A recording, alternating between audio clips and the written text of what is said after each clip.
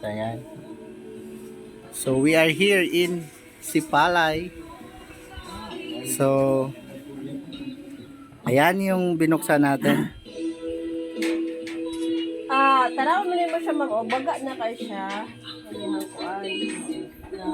So, sir, nakatikim ka na ng Magnolia, di ba? Ay, pagpasensyahan yung mga ma'am, mga sir, naka-mention ako ng ibang variety ng langka. So, magkukumpara tayo ngayon, mga sir, mga ma'am, ng Magnolia versus Evian. Ayan. Pag ininana siya, latex naman. So, matanggal ang latex. Ayan, so ito na po yung ano natin. So, unang tikim. Actually, second day ito, ang best to eat talaga nito, ma'am. Third day na nahinog. Para super juicy siya. Baka mapahiya ako niyan eh. Wala ka na Magnolia na eh. Wala ka. Tilawin na eh. Aray talaga. Kumpara nyo yung ano, yung Magnolia. Sa mayo galing pagkok no? Oo, last na siya latex. Pag ano sir, pag ripe na siya, wala na siyang ano, latex masyado. So, para maano nyo.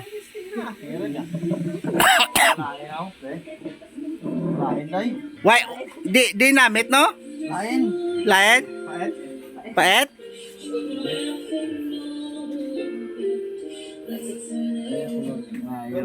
Kumusta? Okay ka na. Masarap? Pero may isa pang ano nito, ma'am. Best to serve talaga, medyo malamig. Chilled siya. Ano, i-compare mo si sir. Andun si sir, oh. Kumusta yung unang first bite mo, sir? Masarap. Andun si sir. Pero andun si sir. Kumusta yung tamis? Kumusta, sir? Kumusta yung maikumpara mo sa Magnolia? Kahit may sipon ako, nalalasahan ko tamis. Panalo talaga to? Ang tagok. Walang tagok sir ng less, no? O, say. Kumusta yung lasa, sir? Ano yung masabi mo? Oo, hindi ko Dalawang magani ano pa lang, dalawang piraso pa lang nakain ko, dagdagan ko pa ulit. Kasi wala akong panlasa eh. So, ma'am, hindi ako napahiya no nung sinabi ko na ano. Si sir that very crunchy. Ito yung sinabi mo, sir, crunchy. Second day na nahinog, sir. Expected po talaga, sir, crunchy, juicy. Sa third day, sir, halimbawa, ito, bukas natin kainin, sir.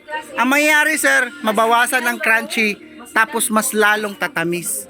Sa fourth day, wala nang crunchy, sir, tapos juicy na siya. Parang tutulo na yung sugar, yung nagsusugar na siya. Tutulo po. Lalo na pag malamig. Yan, maganda. Mas maganda ito. Oh, kasi ito, yung mga fresh, yung mga ganito. May customer talaga kami, sir, na umorder siya, ma'am, 4-5 piraso. Pili niya, di ba? Andun kami sa bahay nila. Excited talaga yan, papakuha sa maid. Hindi na siya nagpapamaid, papakuha lang niya sa maid yung kutsilyo, siya na yung nagbubukas. Tapos habang nagdadaldal kami, nag-uusap, panay na yung ganun-ganun niya nagkamay. Kan siya, less latex lang ganun siya. Samot kung hinog dagi kayo siya, sir, wala na kasi latex. Oo.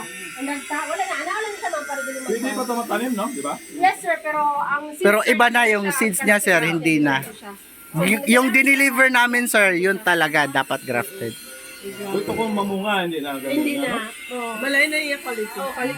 Kumbaga, babalik siya sa native characteristic niya, sir.